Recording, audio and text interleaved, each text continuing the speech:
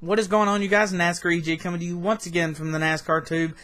And if you notice, there wasn't a nice little intro at the beginning, and our normal stuff was missing, and there's no pretty little graphics around right now. Well, ended up my editing program has had a bug in it or something, and it will not open correctly.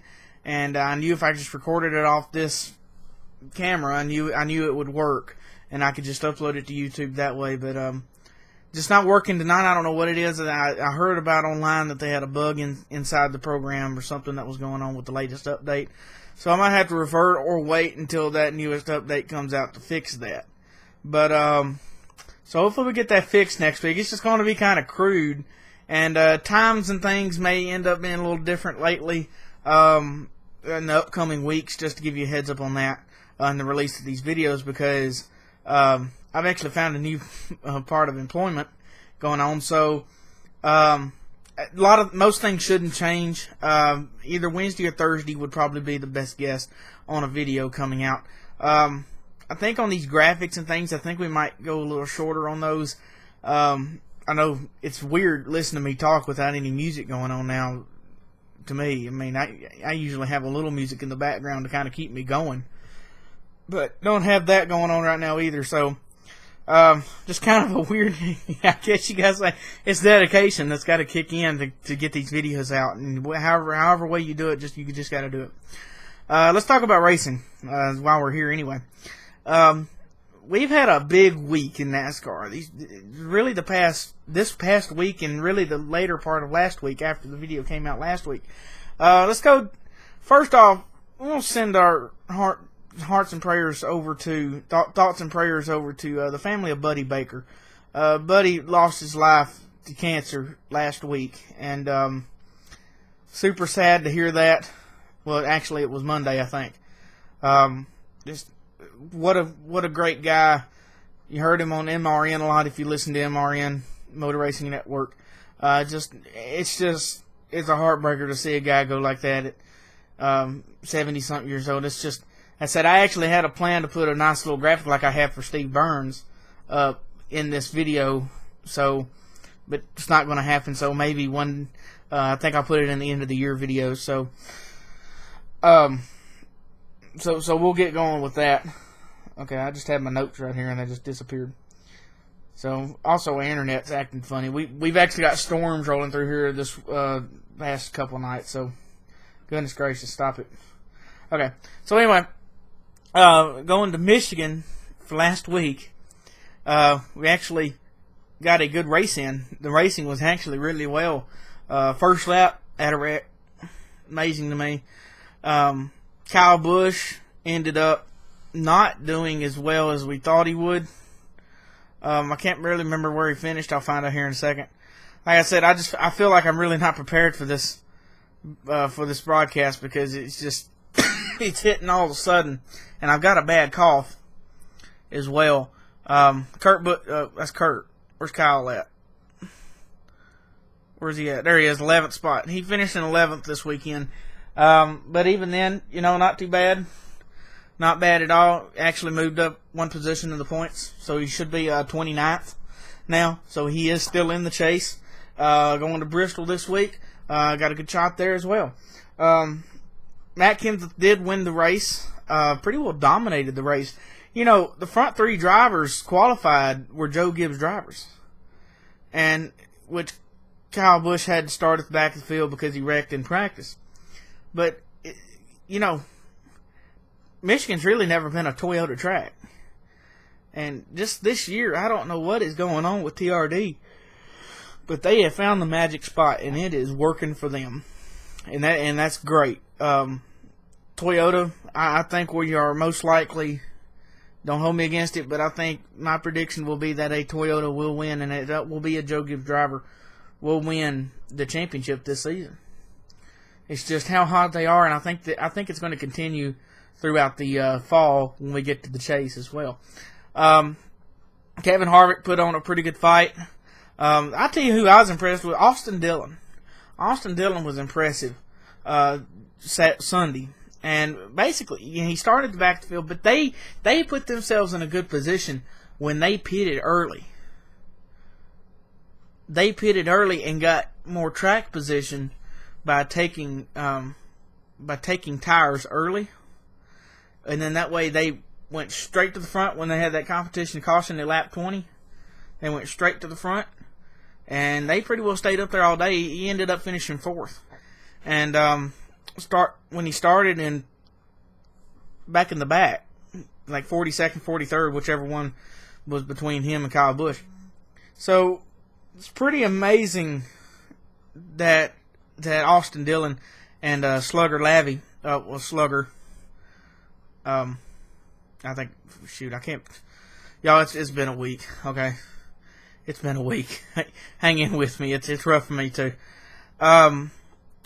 But that number 3 team, RCR, is really starting to pick themselves up, and I've just kind of seen that in the last few weeks. But other than that, they ran the new rules package, or they ran the new aero package, not the rules package, the new aero package at Michigan. And it felt weird watching them run that package. The first couple laps were really interesting. They were all close together. They were switching back and forth on a track that wide. It's really interesting. Now, if they run that package at Fontana, we're looking at a whole nother race there. Okay, and Cortana's acting crazy here. You gotta love Windows 10. I do like Windows 10, but Cortana likes to freak out sometimes. So we look at Michigan with that new aero package. Really interesting race. I was impressed. Really a good race all around together, but ended up Matt Kenseth did finish first, and he did lead most laps. He led 146 laps. It's pretty good. That's a pretty solid run. And even Austin Dillon led 19 laps. 19 laps Austin Dillon led. Wasn't bad at all. And even Kyle Busch led 10. So, I mean, you're talking the back 2 guys started in the back of the pack. 19 and 10 laps. I mean, they led 29 laps altogether. The guys that started in the back. So, pretty impressive run by those 2 guys, especially that number 3 team by Austin Dillon. Going on to the biggest news of the week, and this actually broke. This is being recorded on Wednesday. I know I don't have the date that's usually in the bottom corner or on the top corner or wherever it usually is. I've changed it a couple times. Michael Waltrip Racing. Never would have thought it. Is out. They're out. Never would have guessed this would have happened. I would have thought maybe they would have added another team, but didn't really think about Rob Kaufman leaving would cause this team to unfold under. But I started reading his stats, and he had been there since 2007 when the team started. So totally understood where they come from at that point. Basically, I mean, the team started in 2007, 2007, and then Toyota came into NASCAR full-time in 2008. And amazingly, and Michael Waltrip Racing is who got Toyota over to the Sprint Cup Series as well. So you got to look at it that way. Basically, Rob Kaufman is going to Chip Ganassi Racing, and 99%, or say 95% of this, that there is a chance that Clint Bowyer and that 5-hour energy car will be added to Chip Ganassi Racing as a third full-time car at Chip Ganassi Racing, along with Jamie McMurray and Austin Dillon, Kyle Larson. So we look at that, it just I think that group will actually be a good group to work with, and with their alliance with RCR, you got to remember where Clint Bowyer came from to begin with. He came from RCR. So I think that will kind of make Clint Bowyer feel more at home. He did have success at RCR.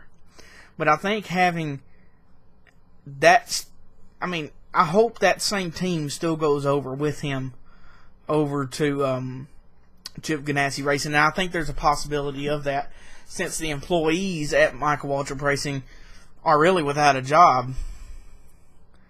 You know, I think they could. I think Chip Ganassi Racing and even Rob Kaufman can say, "Hey, I got you guys from over there. Come over here and work with me, and we'll create a good team. We'll create another good third team over there." And that does mean a manufacturer change for that team. I believe that 5 Hour Energy will stay with Clint Boyer. He's a major sponsor for that company. I don't see that changing. I know the manufacturer's going to change. Car number, don't know yet. I could possibly see it staying 15, but anything can change from that. Sponsor wise and for retail wise, I think it'd be great for them to keep that number. So basically, there is a lot of things going on, and with Michael Waltrip's racing move, we have to look at one particular person and one particular driver that matters a good bit in this. And that's David Reagan. And if you heard the broadcast last week with Josh Marler was on the broadcast last week. If you haven't checked that out, I'll put it in the description, well, in the upper left-hand corner up here. I'll put it up there so you can see it. That was last week's broadcast. We actually had a special guest with Josh Marler from Knoxville Local Nascar Analysis. I want to thank him for joining me the other night as well. He put a big interest into David Reagan. Makes a lot of sense. And to be where David Reagan is, it's just in a hard spot. You know, he left Front Row Motorsports. Left Front Row Motorsports, put Brett Moffitt in the car. He left Ford. And for David Reagan to leave Ford, he's never been with anybody else besides a manufacturer of Ford. And he went to Toyota at, excuse me guys, I got this bad cough, it's killing me.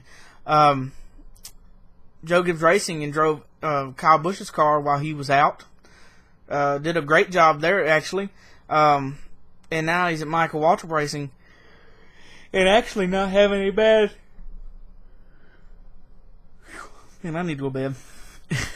Actually not having a bad turnout in that number 55 Aaron's car.